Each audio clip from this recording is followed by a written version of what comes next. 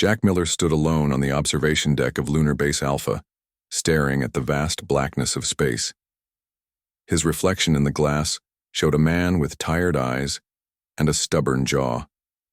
3 silver bars on his shoulder. Once, there had been 5. The demotion still stung after 6 months.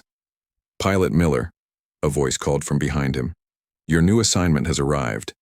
Jack turned to face Captain Brooks, his current commanding officer. Brooks held out a data pad with barely hidden satisfaction. "Escort duty," Brooks said. "Ambassador Reed needs transport to the Galactic Summit. You leave at 0600 tomorrow." Jack took the pad without a word. Escort duty was what they gave to pilots they wanted to forget, far from any real action, babysitting diplomats who spent their time talking instead of doing. "The ambassador specifically asked for you," Brooks added, his smile fading slightly. "Seems your reputation has reached certain ears." Jack's reputation had spread across the Earth Defense Force after the Battle of Mars. He had saved 3 transport ships full of civilians by flying in ways that broke every rule in the combat manual. His superiors called it reckless. The civilians called it heroic. His commanding officers settled on demoted. "What ship am I getting?" Jack asked, scrolling through the assignment details. "The Persistence." Jack looked up sharply. "That's a Class 3 shuttle, not even a proper warship." Brooks shrugged. "Budget cuts, besides it's just escort duty through friendly space. The Alliance promised safe passage.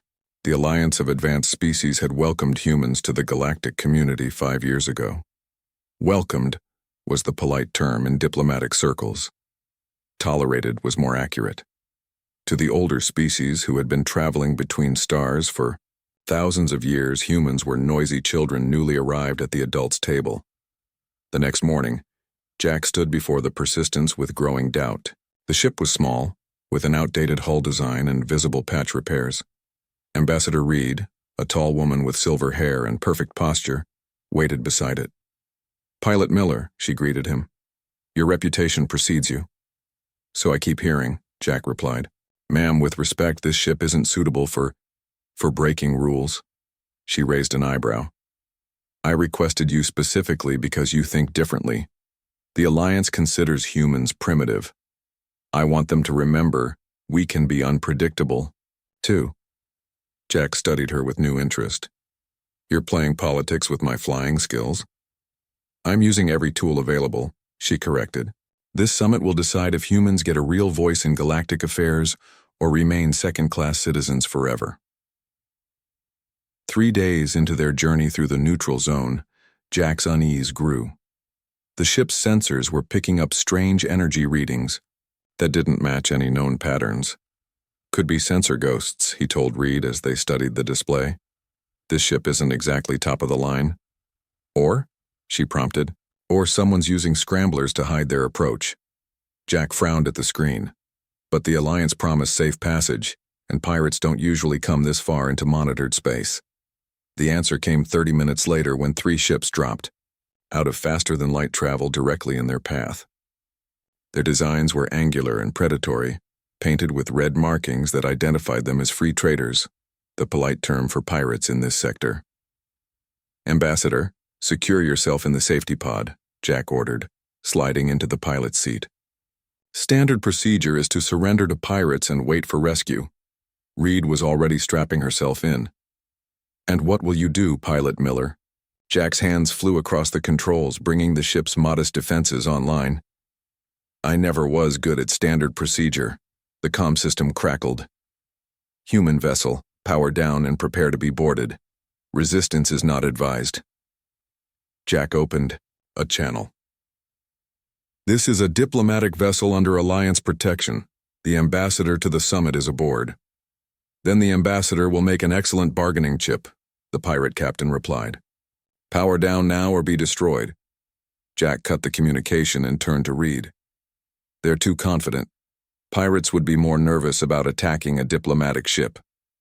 The first shots fired across their bow confirmed his suspicions. The patterns were too precise, the formation too disciplined. "Those aren't pirates," Jack muttered.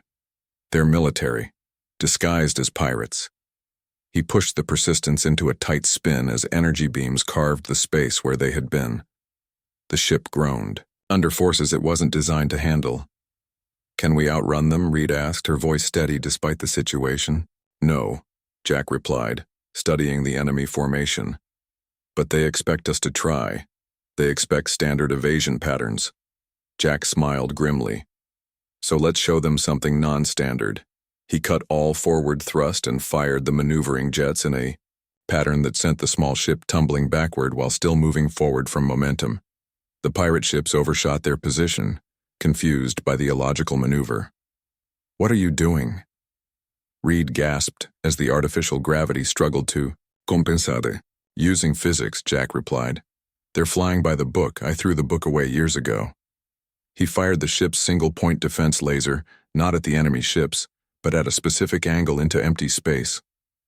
The beam reflected off the polished hull of the nearest attacker, splitting into 3 weaker beams that hit vital sensor nodes on all 3 enemy vessels. While their targeting systems reset, Jack executed a maneuver that human physicists had theorized, but no pilot had ever attempted. In combat, by alternating the ship's thruster patterns in a precise sequence, he created a ripple effect in the local spacetime that momentarily confused all standard targeting algorithms. In that brief window, he fired the Persistence's modest weapons directly into the exposed engine section of the lead ship. The explosion damaged the other 2 ships, leaving them drifting. "How?" Reed stared at him. "The Alliance said that kind of spatial manipulation was impossible at sub-light speeds." Jack checked the ship's systems. They had taken damage, but nothing critical. "Humans think differently," he said simply. Then he pointed to the lead ship's debris. "And those aren't pirate markings under the paint. That's a Dominion military seal." Reed's face paled. "The Dominion has been pushing for war with Earth for years. If they're staging fake pirate attacks, then we need to get you to that summit," Jack finished. "With evidence." As they limped toward the diplomatic station, neither of them realized that combat footage from the Persistence's external cameras was already spreading across the galactic networks, showing something the older species had never seen before: a human pilot rewriting the rules of space combat. The war had already begun. The diplomatic station hung in space like a massive metal flower, its petals formed by docking bays extending from a central core. When the damaged Persistence limped into its assigned bay, emergency crews rushed to meet it, their faces showing surprise at the ship's condition. Jack helped Ambassador Reed down the ramp, both of them tired but determined. A small group of officials waited, including a tall blue-skinned alien with ridge-like features and formal military dress. "Ambassador Reed," the station commander greeted her. "We received your emergency transmission. Are you unharmed?" "Thanks. To Pilot Miller, yes," Reed replied. She gestured to the ship. "We have evidence that needs to be presented to the summit immediately." The blue-skinned alien stepped forward, towering over Jack. "Evidence of pirate activity? Regrettable, but hardly summit business." "Admiral Coron," Reed acknowledged with a cold nod. These weren't pirates, they were Dominion military vessels disguised as pirates. Coron's face remained impassive, but his inner eyelids flickered, a sign of surprise in his species. "A serious accusation. Do you have proof?" Jack held up a data chip. "Combat recordings and debris analysis. The Dominion seal was visible, under the fake pirate markings." "Impossible," Coron dismissed. "No single pilot in a diplomatic shuttle could defeat 3 combat vessels regardless of their origin." Jack met the alien's four-eyed gaze steadily. "Then I guess impossible things happen sometimes." The emergency summit session buzzed with tension. Representatives from 27 species filled the chamber, their voices creating a storm of different languages that the translation system struggled to keep up with. On the main display, the combat footage from the Persistence played. Jack watched the recording with professional detachment, noting details he'd missed in the heat of battle. His spatial maneuver looked even stranger from outside. The ship seemed to flicker and distort as it moved in ways that defied conventional physics. The Dominion representative, Commander Vell, rose to speak when the recording ended. His species, resembled tall, thin humans with gray skin and eyes that reflected light like a cat's. "This is clearly fabricated," Vel insisted. "The movements shown are physically impossible. The human is trying to provoke conflict with these false accusations." "I can assure you the footage is authentic," Reed countered. "And the maneuvers, while unusual, are quite possible, just not according to your combat doctrines." Admiral Coron studied the replay with narrowed eyes. "No ship can change vector that way without tearing itself apart. The physics don't allow it." From the back of the room, a voice called out, "Actually, they do." Heads turned as a stocky human with wild brown hair pushed through the crowd. He wore the patch of the station's engineering corps on his jumpsuit. "Tom Hayes," he introduced himself, nodding respectfully to the assembly. "Station physics specialist. I've reviewed the footage, and what Pilot Miller did is theoretically sound, just never successfully implemented before." Hayes brought up a holographic display showing equations and force diagrams. "Human neural processing allows for faster, spatial calculations than most species. We think differently about three-dimensional movement." Jack found himself nodding. He'd never thought about the physics behind his flying. He just did what felt right in the moment. "Even if this is true," Commander Vel interjected, "it proves nothing about the identity of the attackers." "Except for this," Ambassador Reed said, and nodded to a technician. The display changed to show a magnified image of debris floating in space, clearly showing a Dominion military seal beneath scratched-off pirate markings. The chamber erupted in chaos. After the session adjourned in disorder, Jack found himself in a quiet corner of the station's observation deck, watching distant stars. He sensed someone approach and turned to find Tom Hayes grinning at him. "The famous rule breaker," Hayes said, extending his hand. "Your flying is going to revolutionize combat theory." Jack shook the offered hand. "I was just trying to stay alive." "That's the beauty of it," Hayes replied, excitement clear in his voice. "You've discovered something profound because you weren't constrained by what everyone knows is impossible." He pulled out a small device and projected a model of the Persistence's flight path. "See here?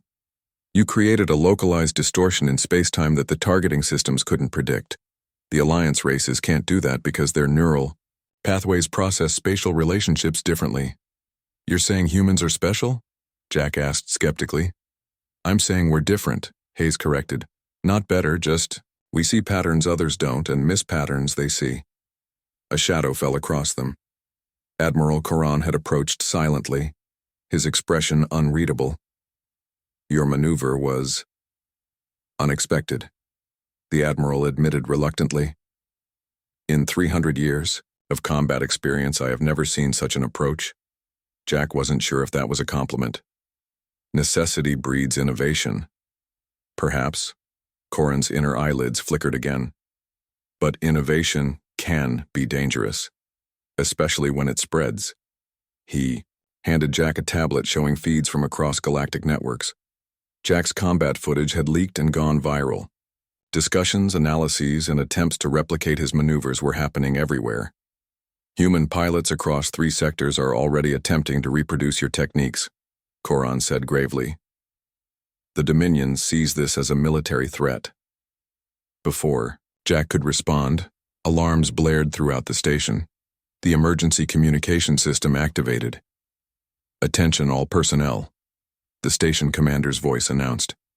"We have received reports of Dominion fleet movements near human colonies. They are calling it a preventative security operation. All representatives please return to the summit chamber immediately." Tom Hayes' face paled. "They're afraid of what you've shown is possible." "Because of one pilot?" Jack asked in disbelief. "Admiral," Coron's expression was grim. "Because of what one pilot represents. A new way of fighting that their defenses aren't prepared for." He turned to leave, then paused. "In my experience, fear is the most common reason for starting wars." As they hurried back to the summit chamber, Jack saw his combat footage playing on screens throughout the station. What had been a desperate fight for survival was now something else. A symbol, a challenge to the established order of space. Combat. On one screen, a Dominion official was speaking. These human combat techniques represent an unacceptable security risk to established galactic peace. We must act decisively to contain this threat before it spreads. Jack felt the weight of responsibility settle on his shoulders. He had only been trying to survive, to complete his mission. Now, without intending to, he had provided the spark that might ignite a galactic war. And somewhere in the back of his mind, a voice whispered that perhaps this confrontation had been inevitable from the moment humans reached for the stars. The summit chamber had transformed from a place of diplomatic discussion to a war room in less than 6 hours. Emergency lights cast harsh shadows across worried faces as representatives argued loudly. At the center of the chamber, a holographic display showed Dominion warships moving toward human settlements near the border regions. Jack stood beside Ambassador Reed, watching the chaos unfold.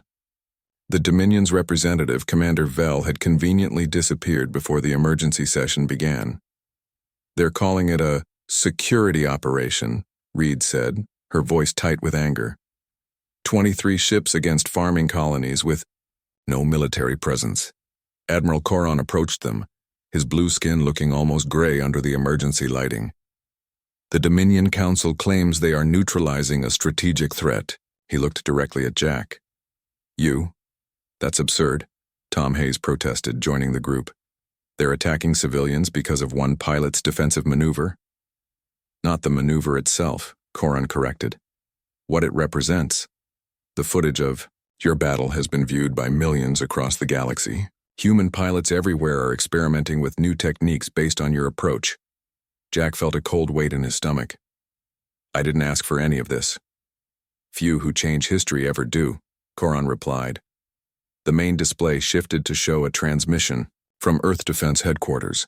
The stern face of Admiral Chen filled the screen. "The Dominion has declared all human vessels to be potential military threats," Chen reported. "They've given us an ultimatum. Ground our entire fleet or face open conflict." Reed stepped forward. "Admiral, we have evidence that the Dominion staged the attack on our diplomatic shuttle. They're creating a pretext for war." "We've seen the evidence," Chen confirmed. "But grounding our fleet would leave Earth defenseless. The Security Council has rejected their demands." The transmission ended, leaving the chamber in stunned silence. "So it begins," Coron said quietly. 3 days later, Jack found himself in a hastily repurposed laboratory on the diplomatic station. Tom Hayes had converted the space into a tactical simulation center with screens showing combat data from the increasing skirmishes between human and Dominion forces. "The problem," Hayes explained to Jack and Admiral Coron, "is that your maneuver only works once. The Dominion is already adapting their targeting systems." Jack nodded grimly. Reports from the front lines confirmed it. The trick that had saved the Persistence wouldn't work again. The Dominion ships were now programmed to predict the spatial distortion effect. "But that's just one technique," Jack said. "If humans really do process spatial relationships differently, there must be other approaches." Coron, who had surprisingly offered his expertise to the humans, manipulated the holographic display. "Traditional combat doctrine is based on power and position. Bigger ships, better position, more firepower. That's been the way of space warfare for 1,000 years. But we don't have bigger ships," Jack pointed out. "No," Hayes agreed with a growing smile. "But what if we use our different way of seeing space to change how small ships work together?" For the next 12 hours, the unlikely trio worked on something new, a combat formation that Hayes dubbed the Swarm Dance. It utilized multiple, smaller vessels moving in patterns that created confusion in standard targeting systems. "It's like a flock of birds," Jack explained as they ran simulations. "Each individual follows simple rules, but the group creates complex patterns that are hard to predict." "Impossible to predict," Coron corrected, studying the results with growing respect. "Because the pattern emerges from the group, not from a central command." As they refined the technique, news arrived that the Alliance Council had fractured. Several species had aligned with the Dominion against the human threat, while others remained neutral. Only a few had spoken in humanity's defense. "We're running out of time," Hayes said, looking at a display showing Dominion forces advancing on the Proxima colony. Then we need to test this now, Jack replied. He turned to Coron. I need a ship. The command center of Earth Defense Force Outpost Delta 7 buzzed with nervous energy as Jack explained the swarm dance technique to 12 human pilots. These weren't the elite forces. They were patrol pilots, border guards, and courier runners, the only ones close enough to intercept the Dominion fleet heading for Proxima Colony. This breaks every rule in the manual, one pilot objected. That's the point, Jack replied. They expect us to follow rules. Their rules. Rules designed for their way of thinking. He showed them the simulation again. Trust your instincts. Humans have always been good at seeing patterns others miss. As the pilots prepared to launch in their mismatched collection of vessels, Admiral Coron approached Jack. I've analyzed your chances, the alien said quietly. The Dominion fleet outguns you 10-1. Jack nodded. I know. Yet you still go. Those colonists have no other defense, Jack said simply. Something changed in Coron's four-eyed gaze. A new respect, perhaps even understanding. Then I will join you. Jack blinked in surprise. You're an Alliance Admiral. If you fight against the Dominion, I am sworn to protect peace, Coron replied. Sometimes that requires taking sides. The battle at Proxima's orbital approach became the stuff of legends. 13 small ships against a Dominion battle group should have been a massacre. Instead, it became the first demonstration of the swarm dance. The human vessels moved in seemingly random patterns that actually followed complex mathematical relationships. They appeared to be everywhere and nowhere, their movements impossible to predict by traditional targeting algorithms. Coron's ship provided covering fire as Jack led the swarm through the heart of the Dominion formation. The enemy vessels, accustomed to fighting in orderly patterns, found themselves firing at empty space as the humans danced between their shots. For 30 minutes, the impossible battle continued. The human ships darted and wove, landing precise hits on Dominion weapons and sensors while avoiding their main guns. They didn't try to destroy the larger vessels, just disable them. When it ended, 7 of the 13 small ships had been damaged, but all remained operational. The Dominion fleet, though largely intact, was in disarray. Their formation had collapsed, and 3 of their main vessels had lost weapons capability. As the Dominion ships retreated, communications channels across the galaxy lit up with the news. A handful of small ships had forced a major Dominion battle group to withdraw. More importantly, the battle footage showed something that shocked military strategists throughout the galaxy. Humans weren't fighting to destroy. They had deliberately targeted weapons and sensors while avoiding life support and crew quarters. You could have destroyed their command ship, Coron noted as they watched the Dominion retreat. Why didn't you? Jack looked at the alien who had become an unexpected ally. Because this isn't about destroying enemies. It's about showing there's another way to fight, and another way to end fights. As they returned to the outpost, news arrived that human colonies across 3 sectors were reporting Dominion ships withdrawing from orbit. The immediate threat had passed, but something more significant had changed. The galaxy now knew that humans didn't just fight differently. They thought differently about what winning meant, and that made them more dangerous, or more valuable, than anyone had imagined. The war had escalated, but so had the stakes, and Jack Miller once, a demoted pilot on escort duty, had become the face of a revolution in space combat that could change the balance of power forever. The name Rule Breaker followed Jack Miller everywhere now. It was whispered in the corridors of the diplomatic station, flashed across information networks throughout human space, and spoken with either fear or admiration in alien councils. 2 weeks after the battle at Proxima, humanity found itself in an unexpected position, respected and feared in equal measure. Jack hated it. I didn't ask to be a symbol, he told Tom Hayes as they worked in their makeshift tactical lab. The space had grown since their first days, with additional screens and simulation equipment provided by Earth Defense Command. Symbols rarely volunteer for the job, Hayes replied, manipulating a holographic display showing the latest Dominion fleet movements. But the swarm dance technique has given our colonies a fighting chance. Jack nodded reluctantly. Reports from across human space confirmed that smaller defense forces using the new tactics could hold their own against numerically superior Dominion fleets. For the first time since the conflict began, humanity wasn't just running and hiding. Admiral Coron entered the lab, his blue face showing signs of fatigue.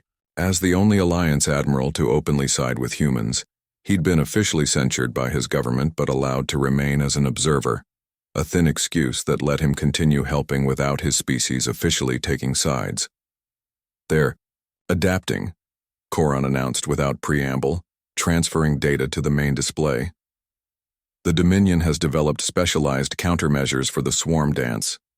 The screen showed footage from a recent battle near Europa Station. Human ships moved in the now familiar swarm pattern, but Dominion vessels released clouds of micro-drones that created a targeting mesh, predicting movement corridors and forcing the human ships into predictable evasion patterns. 3 human defense ships lost, Coron reported grimly. "The Dominion is learning." Jack studied the footage closely. "Then we need to learn faster." For days, the 3 worked on developing new tactics. The swarm dance had bought valuable time, but its effectiveness was declining as Dominion forces adapted. They needed something more fundamental, something that couldn't be easily countered. "The problem is physics itself," Hayes said late one night, rubbing his tired eyes. "We're still bound by the same laws of movement as everyone else, even if we visualize them differently." Jack stared at the equations floating in the holographic display. "What if we weren't?" Hayes looked up. "What do you mean?" "Quantum mechanics," Jack said slowly, an idea forming. "At the quantum level, particles can exist in multiple states simultaneously until observed. Theoretical physics isn't going to help us in combat," Hayes objected. But Coron had grown very still. "Perhaps it could," the alien said quietly. "There are rumors of experimental Dominion technology based on quantum uncertainty principles." Jack leaned forward. "What kind of technology?" "Nothing proven," Coron cautioned, "but there are reports of ships appearing to be in 2 places at once, confusing sensor systems." Hayes' eyes widened. "Quantum superposition applied to macroscopic objects? That should be impossible." "Many things should be impossible," Jack replied with a hint of a smile, "until someone does them anyway." For the next 3 days they worked on a concept Hayes dubbed the quantum shadow, a technique that used specialized field generators to create a temporary quantum uncertainty field around a ship. The field wouldn't make the ship truly exist in multiple locations, but it would create enough sensor confusion to make targeting systems uncertain about the ship's exact position. "It's not true quantum superposition," Hayes explained to the pilot selected to test the technique. "But it creates a similar effect for a few crucial seconds, long enough to evade targeting or land a precise hit. And it requires human spatial intuition," Jack added. "The pilot has to navigate based on feeling rather than instruments while the field is active. Most non-human species can't process the spatial disorientation." The pilots looked skeptical, but the growing casualty reports from across human space silenced most objections. They needed something new, something the Dominion couldn't easily counter. As testing of the quantum shadow technique progressed, Admiral Coron received a secure transmission from his homeworld. Jack found the Admiral in his quarters afterward, studying ancient-looking symbols on a datapad. "Bad news?" Jack asked. Coron seemed lost in thought. "Perhaps illuminating news." He gestured for Jack to sit. "My government has granted me access to historical archives not shared with humans before. They're still helping us? I thought your species was officially neutral." "Some truths transcend current politics," Coron replied. "These records suggest humans aren't the first species to demonstrate your unconventional approach to space physics." Jack leaned forward. "There were others?" Coron nodded. "A species called the predecessors, who vanished from galactic records about 15,000 years ago. There are fragmentary accounts of them using combat techniques that defied conventional understanding of space-time relationships." "What happened to them?" Coron's inner eyelids flickered, a sign of discomfort. The records are unclear. There was conflict with ancient power structures, then nothing. They simply disappear from history. A chill ran down Jack's spine. You think the same could happen to humans? I think, Corin said carefully, that those who challenge established ways of understanding the universe often face resistance, sometimes violent resistance. Before Jack could respond, an alarm blared throughout the station. The tactical display in Corin's quarters activated automatically, showing a massive Dominion fleet dropping out of faster-than-light travel near Proxima Colony. They're back, Jack said, already moving toward the door, and in much greater numbers. The battle for Proxima Colony would later be called the turning point of the conflict. 23 human ships equipped with prototype quantum shadow generators faced a Dominion battle group of over 70 vessels.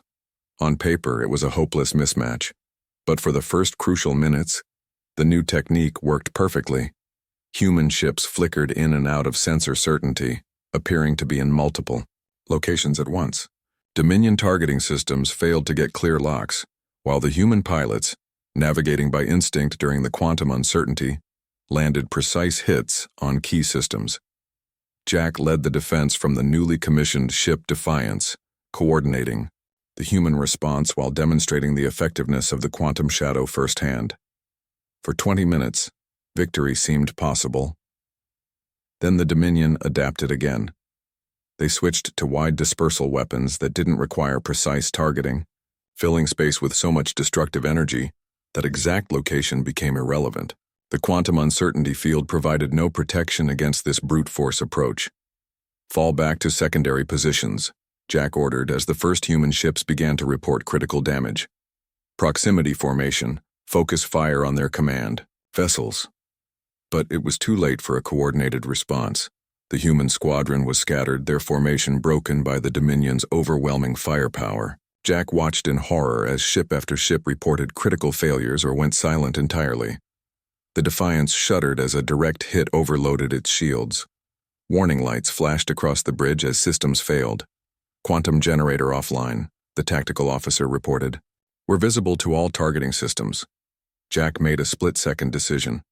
All power to engines. Get us between the Dominion fleet and the colony.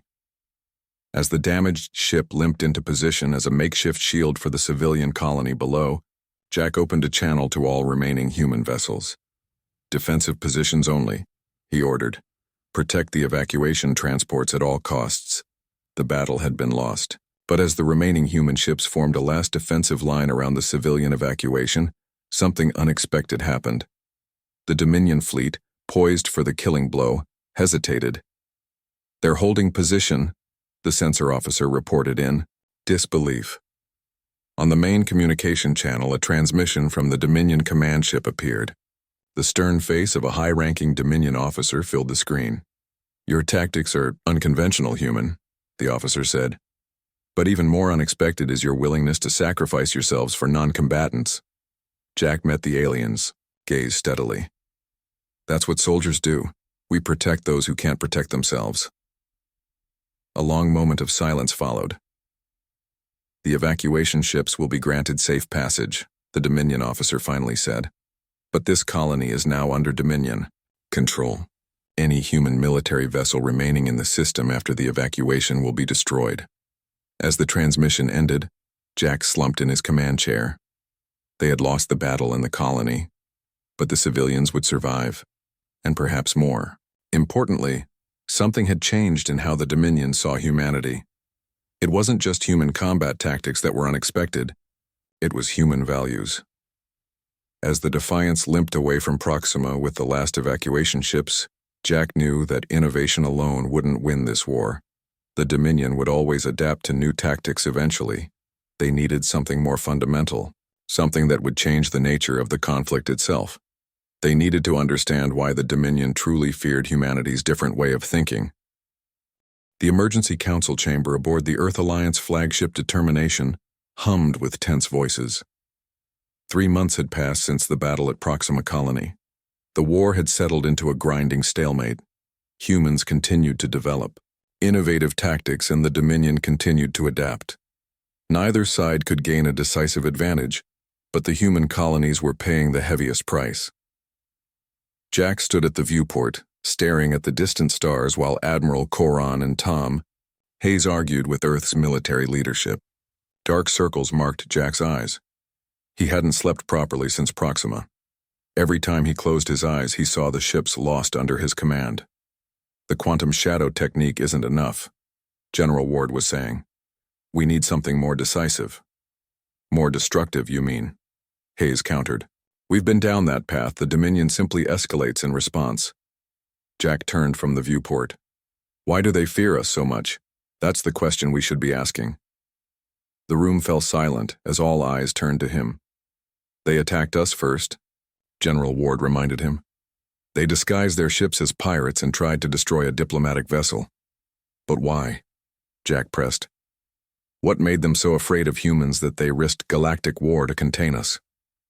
Admiral Coron stepped forward, holding the ancient datapad he had been studying for weeks.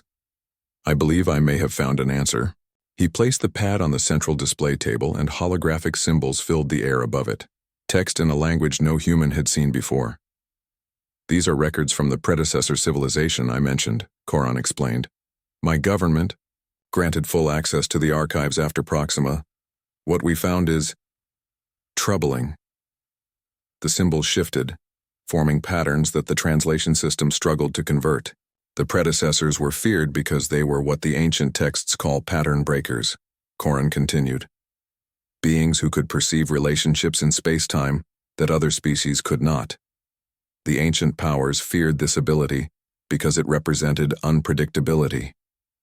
Like humanity's spatial intuition, Hayes said quietly. Coron nodded. There's more. The texts speak of a prophecy that pattern breakers would one day return and either bring chaos to the galaxy or usher in a new age of understanding. The Dominion leadership believes humans are these returning pattern breakers. Jack stared at the ancient symbols. They're fighting us because of a prophecy? Fear rarely needs logical justification, Coron replied. Especially fear of the unknown. General, Ward frowned. This is all very interesting, but how does it help us end this war? Jack's mind was racing through possibilities. It means we've been fighting the wrong battle. We've been trying to win through better combat techniques, but that just confirms their fears about us. He looked around the room. What if instead of showing how humans fight differently, we show how humans can create differently? For the next week, Jack, Hayes, and Coron worked with a team of Earth's best engineers on something completely new. Not a weapon or combat technique, but a revolutionary propulsion system that combined human spatial intuition with the quantum principles they had discovered while developing the quantum shadow. If this works, Hayes explained to the council, it will allow faster-than-light travel without the massive energy requirements of current systems. Smaller ships, less fuel, safer transitions between normal space and FTL. And how does a new engine end a war? General Ward asked skeptically. Because we're going to give it away, Jack said simply. The silence that followed was profound. Give away our most advanced technology? To the enemy? Ward finally spluttered. Jack nodded. To everyone, the Dominion, the Alliance, Independent, worlds. Everyone gets the same technology, the same advantages. That's unprecedented, one of the council members said. Exactly, Jack replied. That's the point. We show them that pattern breakers don't have to bring chaos. We can bring progress if they'll let us. The test of the new propulsion system was scheduled to take place in neutral space, with observers from all major galactic powers invited to witness it.